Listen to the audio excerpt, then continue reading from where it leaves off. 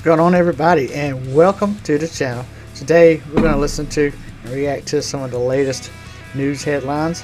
So let's listen to it and react to it. So let's get right into it. We had a great meeting. There's great unity. Whether it's one bill or two bill, it's going to get done one way or the other. I think there's a lot of talk about two, and there's a lot of talk about one, but it doesn't matter. The end result is the same. President-elect Trump discussing reconciliation strategies after meeting with Senate Republicans on Capitol Hill yesterday. Sources telling Fox that Senate Majority Leader John Thune told Trump that the Senate will start with one bill.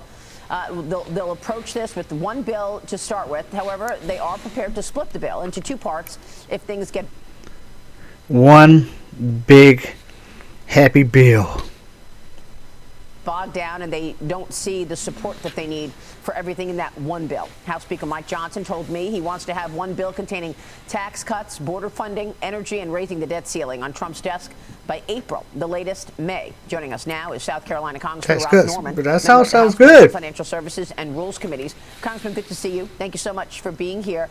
You will be traveling to Mar-a-Lago this weekend to discuss this with President Trump. Is that right? That's exactly right. So what are your thoughts on this? How do you think things should go in terms of how to put this all in reconciliation strategies? First of all, it's just great that President Trump is pulling everybody in from the Senate to the House, and he's having endless meetings, and he hasn't even taken office yet. That's the great part about it. What we plan to do in Mar-a-Lago with our Freedom Caucus is to reinforce the fact that we want to push his programs. We want to make sure the reconciliation and everything he has in it, from controlling the border to inflation reduction, regulation reduction, and all the above. We also want to impress on him that deficit reduction needs to be a part of all this, because American people are ready for change and they're ready to stop spending more than we make.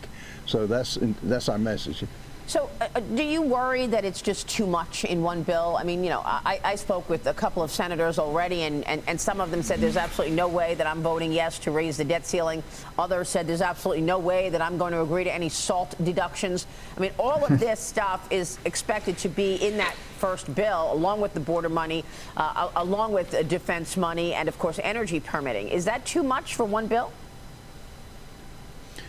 Time will tell. We'll see. We've set an aggressive date. We're trying to get on the same schedule, the House and the Senate. I think we're going to start working 5 days a week instead of 3.5 days. And we got a short time frame, because really we've got 12 to 13 months to make this happen before the midterms.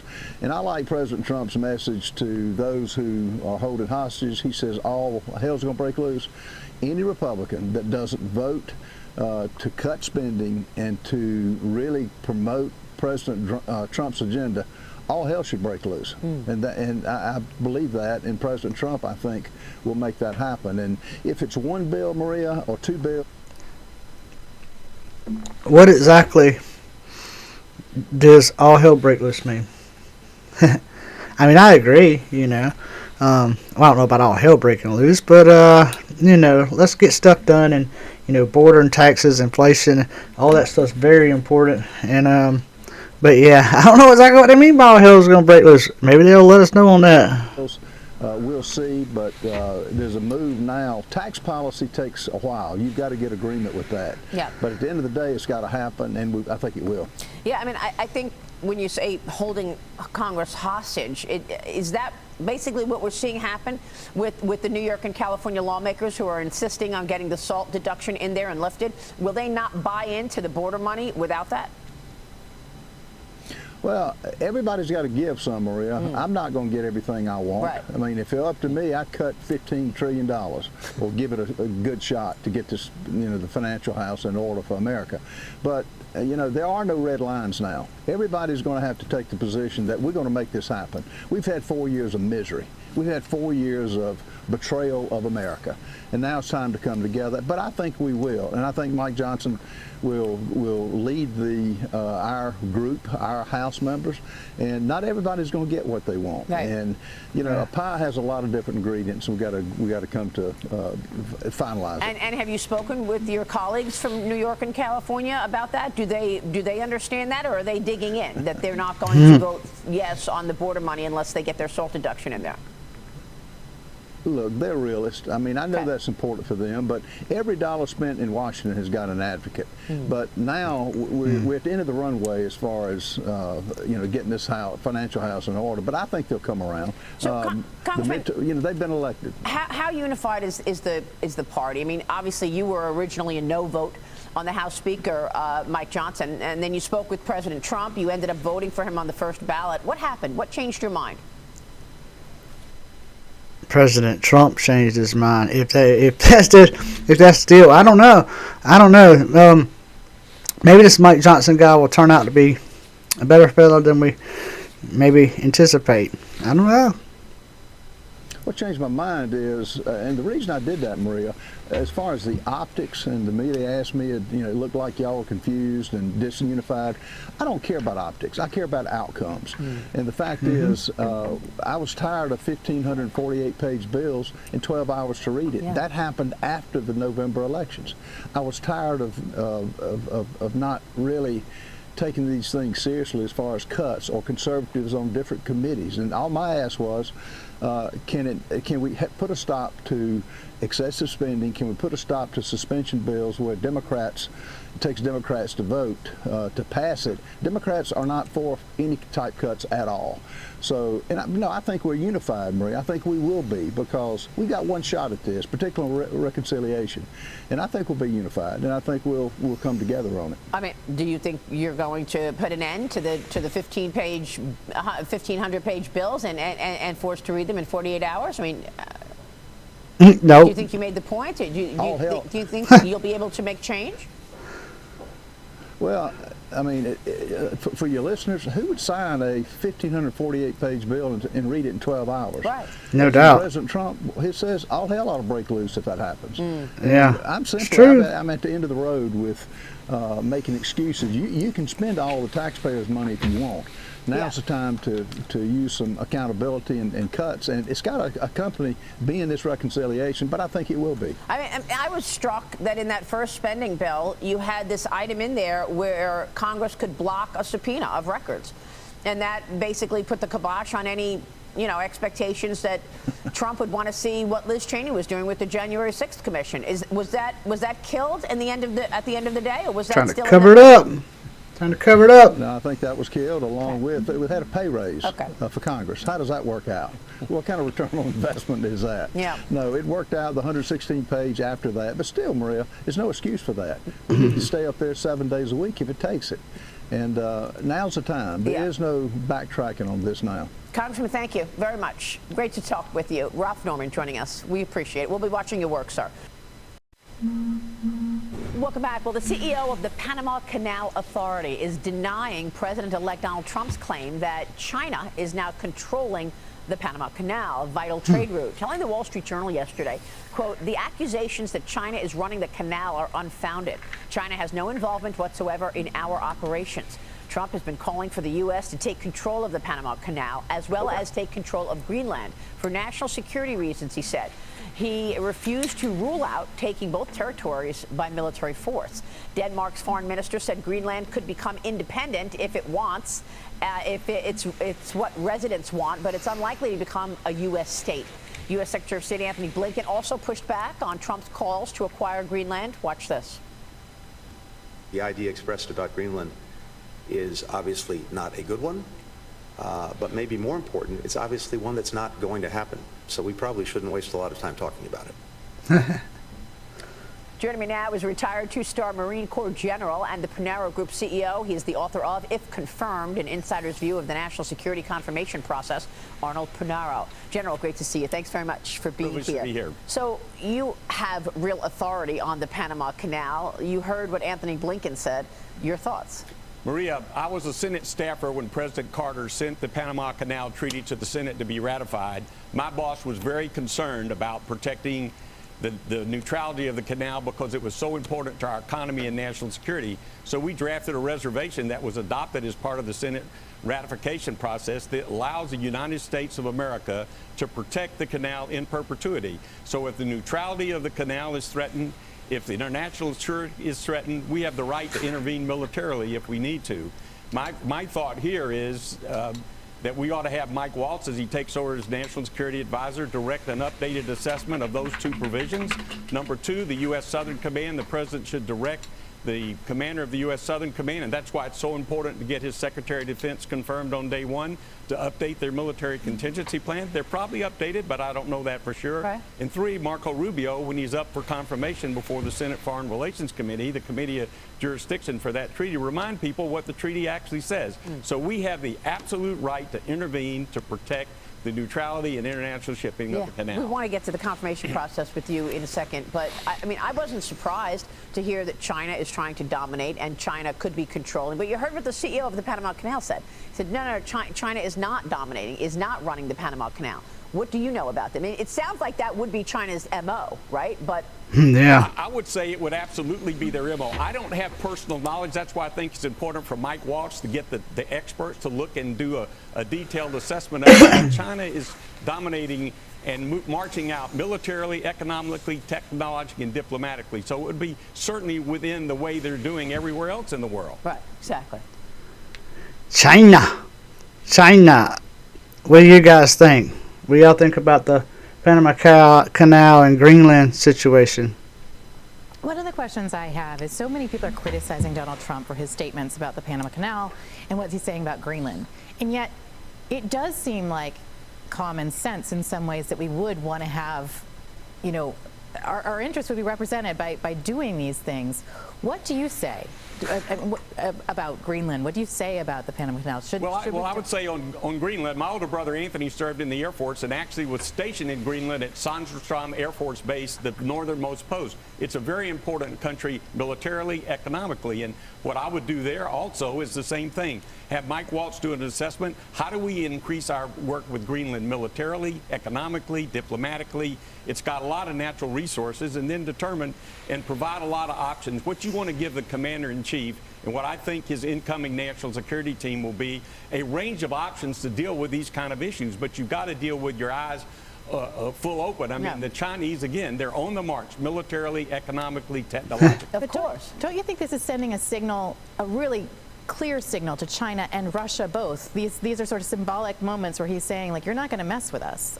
Right. Absolutely. We're seeing that already. Iran pulling out of Syria. We're seeing in the United States of America internally the Democrats getting ready to vote for the Lake and Riley bill because they understand they're going to seal the border. So we're seeing that happen already.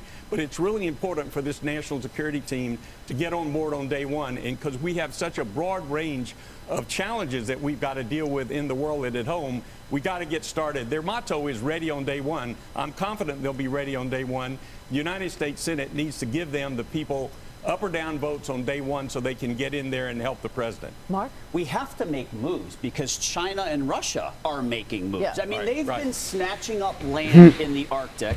They're running military drills and operations in the Arctic to control that trade route, which makes Greenland specifically, outside of the Panama Canal, even more important. Right. And my question for you is the conversation about Greenland just a pipe dream, or is this something that could actually materialize? It should materialize because we know now that the I'll call them Soviet submarines, they're Russian submarines, can get to the East Coast a lot faster now because of the melting of the polar ice cap and everything. And so having that barrier and having our sonobuoys and having the ability militarily to operate that far north to keep and keep up with them, I think would be really important. So that's what I say. We've got to give the commander-in-chief, the President Trump, some options in all these areas. But you're right.